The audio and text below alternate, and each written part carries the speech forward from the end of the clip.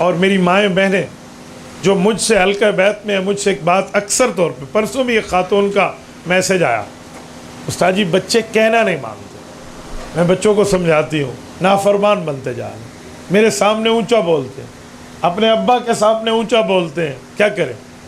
میں نے کہا بچے تو بچے ہیں نا، وہ تو غلطی کریں گے، مجھے لگتا ہے ان میں آپ بڑوں کا قصور ہے۔ کیا قصور ہے؟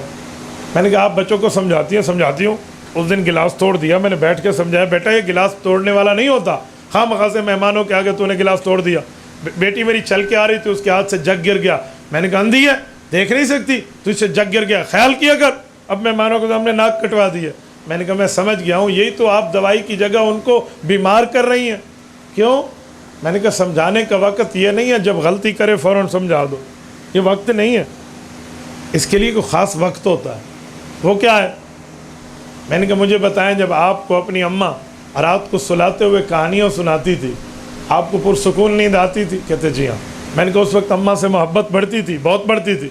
اگر اماں اس وقت کچھ کہتی ہے نیند چھوڑ کے مان لیتی، اماں کہانی سنا رہی، تو میں نے کہا سمجھانے کا وقت رات ہے۔ جب آپ کا بچہ آپ کی بچی آپ کے ساتھ سوئے اور آپ اس کو 2 کہانیاں سنائیں، ایک کوا تھا اور ایک طوطا تھا، کہانی جاتی جاتی ہے میرپور سے بمبر تک تو ختم ہو جائے گی طوطے اور کوے کی کہانی۔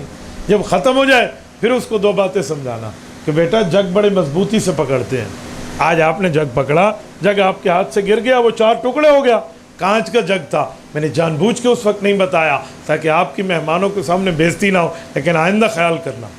اب بیٹی کا ذہن بنے گا، اماں میری دشمن نہیں ہے، میری عزت نفس کا خیال کیا ہے، مجھے بے عزت نہیں کیا، مجھے اس نے مقام دیا ہے، آئندہ مجھے اپنی جان پہ بن گئی نا، جان پہ بنا لوں گی لیکن اماں کی چیز کی حفاظت کروں گی۔ یہ ہے سمجھانے کا وقت۔ آپ کا بیٹا ہے نا، وہ نماز نہیں پڑھتا، سمجھانے کا وقت یہ ہے، یہ نہیں ہے آپ نے 2 تھپڑ اٹھائے چل نماز کے لیے، ایک تو تمہارے کہنے پہ پڑھ لے گا، لیکن جب تم نہیں ہوگے نا پھر اس نے نماز نہیں پڑھنی، پھر وہ نماز کا دشمن بن جائے گا۔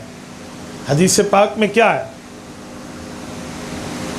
مروا اولادکم بالصلاۃ وہم ابناء 7 اور وضربوہم علیہا وہم ابناء 10۔ ڈانٹ ڈپٹ کا حکم 10 سال کے بعد ہے۔ یہ وضربوہم سے بڑا ڈنڈا اٹھانا نہیں ہے، ٹھیک ہے، ورنہ نابالغ کی مار کا تو کل قیامت میں اللہ کے رسول وکیل بنیں گے۔ یہاں ڈانٹ ڈپٹ ہے، اور سمجھانا 7 سال میں۔ یہ 7 سے 10، یہ 7 سال سے لے کر 10 سال کی عمر کا وہ زمانہ ہے جس زمانے میں بچے کی گروتھنگ ایج ہے، تو آپ اس زمانے میں اسے پیار سے سمجھائیں، پیار سے بتائیں، نصیحت کریں، برے اور اچھے کا فرق دلائیں، لیکن ایک اچھے ٹائم پر آپ کی اولاد آپ کا کہنا مانے گی۔ تو مجھے خاتون کہنے لگی یقیناً آپ نے ٹھیک بات کہی ہے، ہم جہاں غلطی کرتے ہیں وہاں پکڑ لیتے ہیں، چل دے مار 4.5 تو کام پورا ہو جاتا ہے۔ میں نے کہا یوں نہیں کرنا، ہم اپنے ہاتھوں سے اپنے بچوں کو خود بگاڑ رہے ہوتے ہیں۔